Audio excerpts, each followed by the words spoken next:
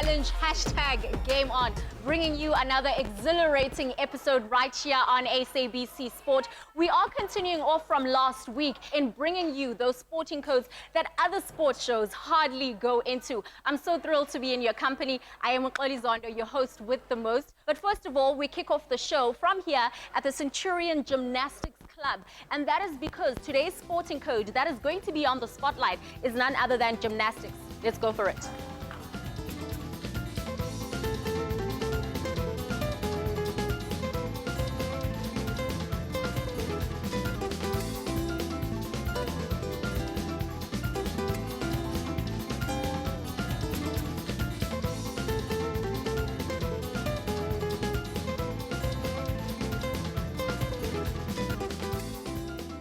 Now, I'm going to find the club manager of this gymnastics center just for him to give us a tour of the place. So follow me. Hello. How are you? Good to you. Molly. Pleased to meet you. Same here. All right. So I see it's very busy. Yeah. Everyone is all smiles. Right. Just give us a little bit information about this center, how it came about, why you felt that there should be a need for gymnastics here. Right. When I arrived here in 1989 from Kimberley, where I was also coaching gymnastics, I was looking for a place to start. And I found this little building. It was very small at that stage, and we started here with a couple of gymnasts, boys and girls, and then we started negotiating with the Centurion municipality for a facility. With that fantastic building, there was no equipment. After the Barcelona Olympic Games, we got all the equipment in, and then we could move over from this building over to that side. Now that they've gone through all the motions on the other two buildings, this is the main building that they come into. That's right. This is where all the action is happening. Some of them training up to 20 hours a week to get to that level to compete on an international scale. And I know with the sport, it's always easier to start younger. So when would you say is the time to come in, and do you have a cutoff age maybe? Yeah, we've got gymnasts here, little kids from 18 months up to even Tabu is 24. He's still doing gymnastics on a high level. And I can see that you're really fully equipped. I want you to just take us through some of the equipment that you have here, some of the apparatus that the gymnasts use.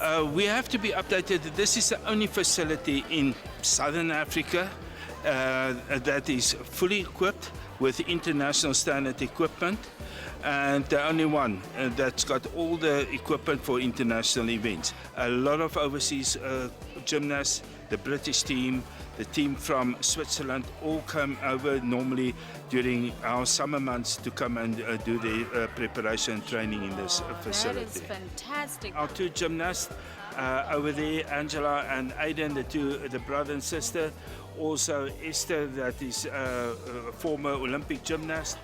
And then we also got obviously Tabu, one of our top men's coaches, that is currently number 3 in South Africa. So this is our current gymnast that we feel very proud of, and we feel that can make a contribution towards gymnastics in South Africa. Now, I know people are going to be watching. How do they do it? How do they sign up with this very club? Because it is internationally recognized. You can just go online and do your application, complete everything. We contact you, put in a class of your which suits you best. Yeah, very big well done on what you've done, and really wishing you all the best going forward. Thank you very much. Appreciate it. Sure, as you heard Thank it, you. girls, boys, even from 18 months, you can come through, sign up with the gym, and of course, make sure that you're making your dreams come true and participating in gymnastics. Gymnastic competitions are judged on both an individual and team basis. Now, what will happen is that each competitor must accomplish a required number of moves for each and every piece of equipment. The judges will then award points to every participant for each event on a scale of 0 to 10 points, with 10, of course, being perfect. But the problem is judging can be strictly subjective, but guidelines have been provided so that judges can arrive at a relatively unbiased score. If time was allowing, I could go on and on and on about this beautiful sport, But we need to follow Thabo Mkandawire and find out how this farm boy got into gymnastics. It should be fun.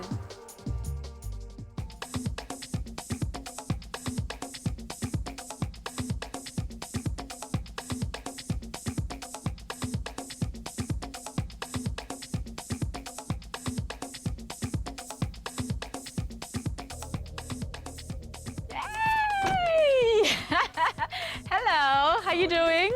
Thanks. Good. Oli, Good. good to meet you. This is definitely home to come and relax, catch a breather and get something to eat and rest for the next day. All right. My house, where I stay. Lovely. Obviously, you've got the TV, the living room, it's where I come and rest. This is my bedroom. Don't mind, I've got the bed.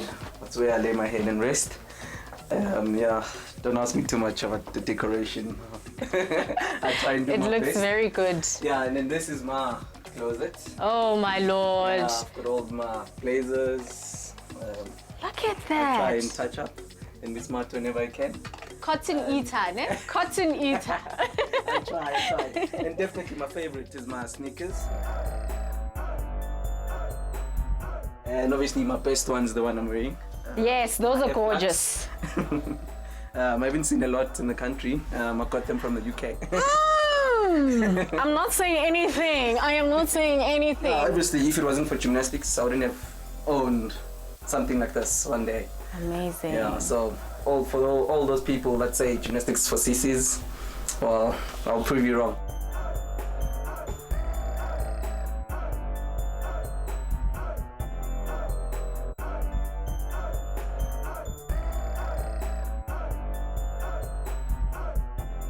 Alutabo Puma Mpumalanga Nelspruit at a farm called Nelspruit. It's a very small little farm. Not many people know about it.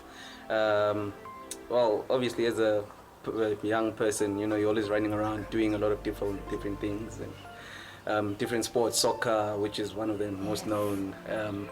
But I decided to choose a different path. What was the influence? Did you maybe know someone wasekasi or in the farm who was actually doing the sport? No, there was no one at the farm. It happened that someone came to our school, where I used to go, Crocodile Valley Primary Farm. So when they came there, they introduced the sport. So that's where I started liking it and enjoying it. And my mom did have no idea what it was, what I was doing, until 3 or 4 years later, where she had to come and watch me on one of my shows and stuff. So yeah. You know, we can't talk about gymnastics and then not throw in the stereotype that it really is for women, you know? And you then decided that I'm going to break the mold. I don't care what people are going to say, that it's a sissy sport and I am going to do it. What have been the views around that? It's not necessarily true. The people that usually say those comments are the people that never did it. So within gymnastics, you get the artistic, like I said, I did artistic, which requires you to have a strong body, so not necessarily for women. So, and women as well, they do have their section, which is the aerobics, where they have their ropes and ribbon, in which everyone stereotypes gymnastics as that for people. So it's not really for women. Yeah. Once you're in it, the only problem is finding sponsors. Because since not many people are aware of gymnastics, we're struggling to get sponsors to keep going. Sure. But other than that, if you have the self-belief to push yourself and excel, you have to push yourself. Dedication is the key. Yeah, and the fact that you've even touched on that, is it a sustainable sport, you know, or do you have to kind of supplement your income to make sure that you're pursuing gymnastics?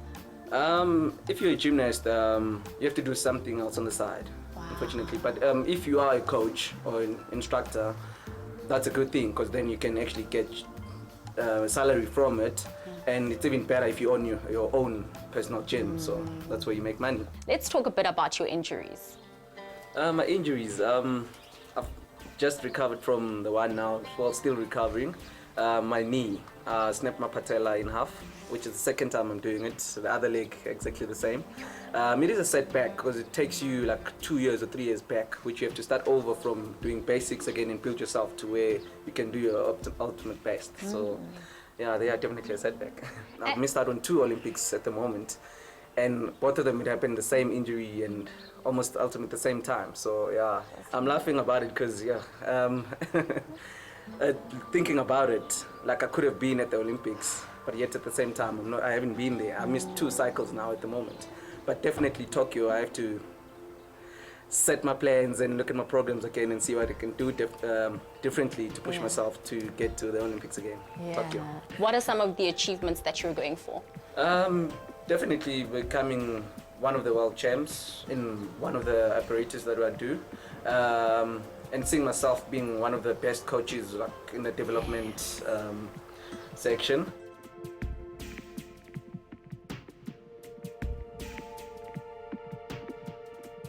He's been a real inspiration to me as soon as I met him.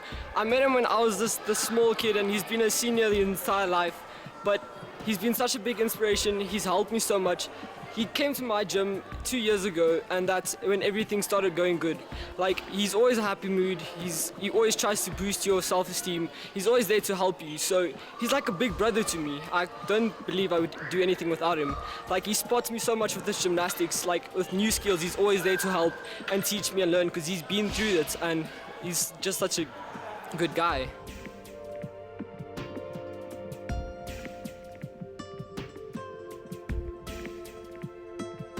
I have about 250 golds, and I was at the Youth Commonwealth, and I won 1 gold on vault. And unfortunately, I couldn't win any others because I had a fractured hand, so I couldn't compete in the other apps. But yes, I hope to bring a lot more.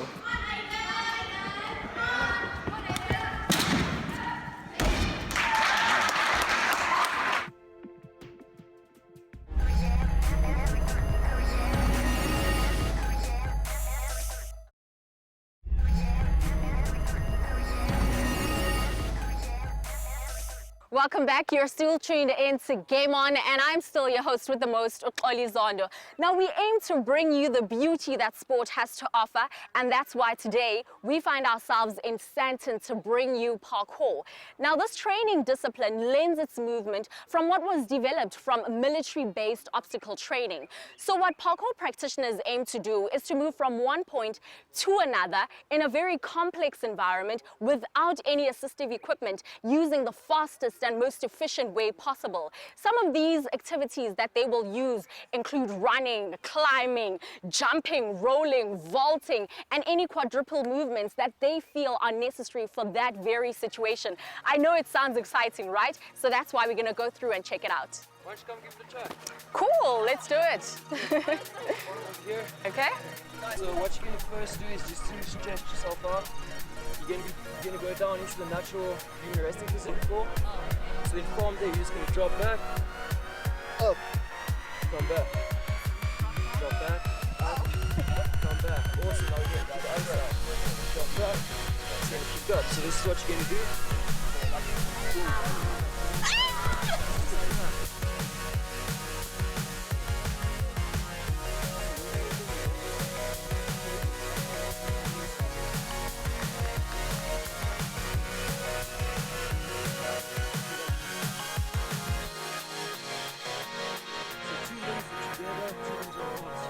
Boom. Get your hips as low down as possible.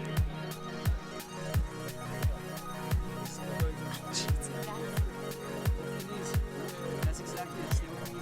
Awesome. Keep going.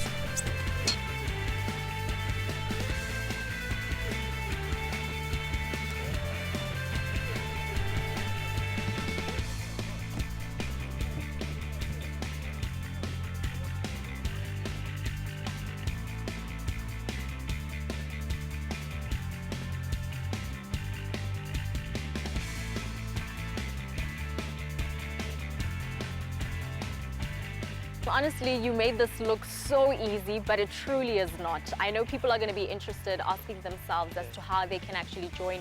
What do they start doing from this very moment? From this very moment, if I was you, I would start drinking a lot of water. I would start doing push-ups and squats, quadrupedal movements, as we saw earlier during the warm-up. And yeah, just go for jogs. If you want to start parkour and you really want to find a facility to help you train safely and you don't hurt yourself, go to Facebook, go to Instagram, go to our website www.concretefoundation.co.za, or just go to Facebook, Concrete Foundation Crew, or Instagram @CF Parkour. All our videos that we post out is all educational on the body, the movements, the mind, and everything like that. So if you want to get started right now, I would just say, be a kid again. Just have Love fun. it. And it's for all age groups, right? All age groups. I mean, we've got, as long as you're willing to learn, Yes. come through and try. If you think you're too old, you are wrong. Because if you can still walk, you can still do parkour.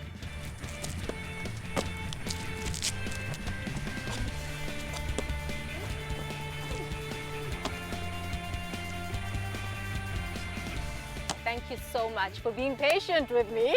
No, thank you guys for coming through. Amazing skill. She's crazy. You heard that. I really had so much fun. I cannot emphasize that even more. You guys truly should get into parkour. It really is great for freeing your mind and freeing your body. We still have more in store for you, especially when it comes to sportainment right here on Game On. But please do not forget to upload those videos on www.sabcsport.co.za. And who knows, this next video that we could be watching could be your very own. Now, this is my personal invite to you. Enjoy.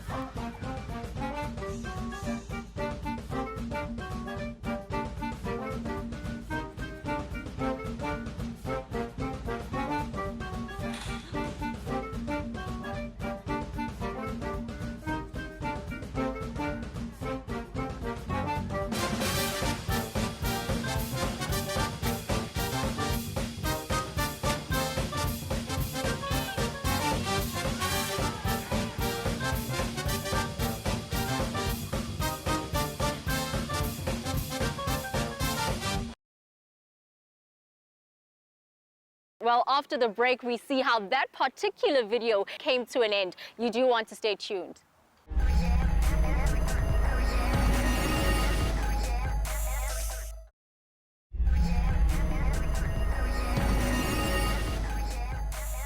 Welcome back. You're still tuned in to Game On. Please do not forget to upload those videos and show South Africa what you are made of. It's www.sabcsport.co.za. Now, I know before the break we left you on a cliffhanger. Now is the chance to see how that video came to an end. Here we go.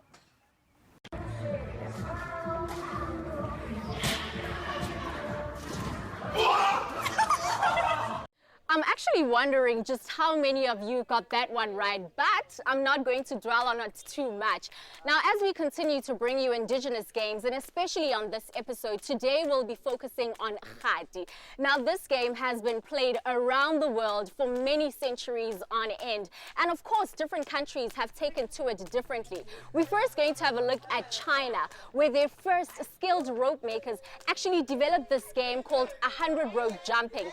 And it was such a favorite sport that people would take part in it in each and every Chinese New Year festival. And then we have a look at Phoenicia, ancient Egypt. They also used the rope for skipping. And of course, the Greeks had to bring in that drama, whereas they jumped off a pole before they actually skipped. But now the question is, how do the Sowetans do it? How do they add a little bit of drama to their Kgati game? Well, we're here to find out.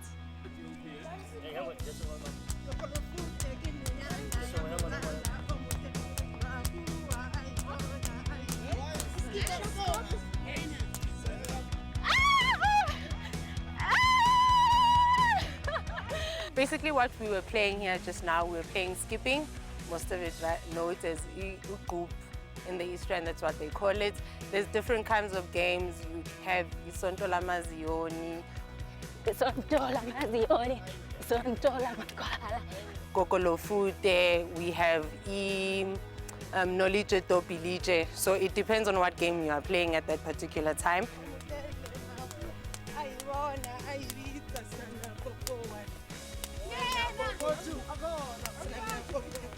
And whoever is the leader, Mandla Khadi, you have to follow the style in which they did.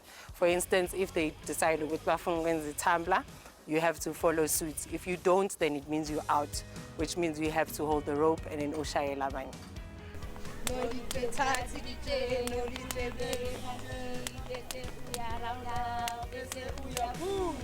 Nolije, basically what you do is you follow the song. As it says, Nolije Topilije, then you have to pick up this. Nolije Begilije, you put it back down. Nolije round around, we are round around. Nolije Puma.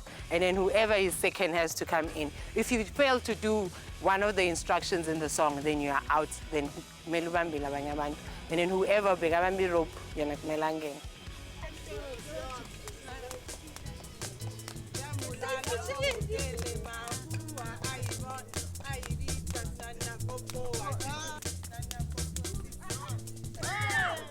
Basically, why we do this once a month, every last Saturday of the month, is to bring back our indigenous games. We all stuck in this social life. Everybody's on their cell phones or at home playing PlayStation. This is a way to get social with other people and to get to play with other kids. You know our townships are full of drugs. This is the way to get together and talk about the issues that we face, but in a fun space where we play old games like we said, Iskipping or Umgusha or Amatin.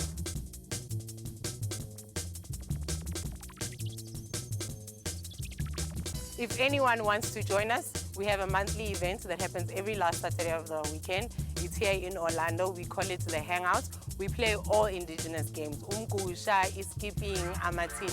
Come and join us. It's a fun space. Washaya one, washaya two. Washaya turn around. Wakukama madodo. Oh, that was easier when I was younger, but that's how we wrap up the show. We started off all the way in Centurion, bringing you gymnastics, and then took it all the way to Sandton, where parkour was unveiled. Martial arts, that's all about freeing the mind and the body. And of course, the sweet ending right here in Soweto, bringing you an indigenous sport called Ikhadi. I am out of breath, but we will be back again next week, Saturday, right here on SABC2 at 9:30. And as always, I'm your host with the most, Uxoli Zondo, that is sweating away. Goodbye.